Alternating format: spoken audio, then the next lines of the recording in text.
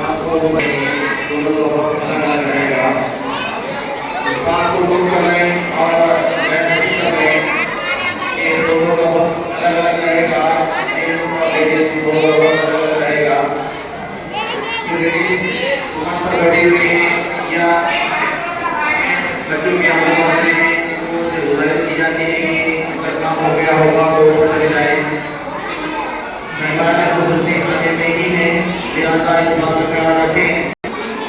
अभी खरीदो नहीं की जाएगी, जैसा ही उद्घाटन आप उद्घाटन करेंगे खरीदो शुरू की जाएगी।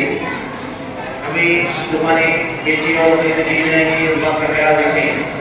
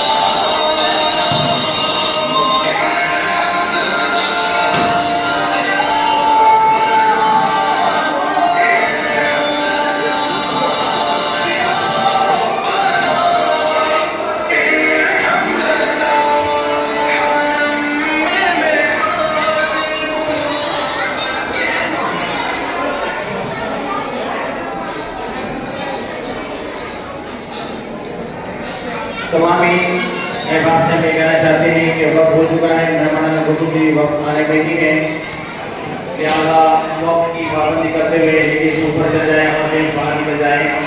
और जो बच्चे शॉपकीपर नहीं है, दुकानदार नहीं है, उससे भी हम ये कहना चाहते हैं कि वो भी बाहर निकल जाए। यहाँ पर शॉपकीपर के अलावा कोई भी ना रहे। अभी खरीदो फरोख्त नहीं की जाएगी, तमाम लोग इस बात को कर रहे हैं।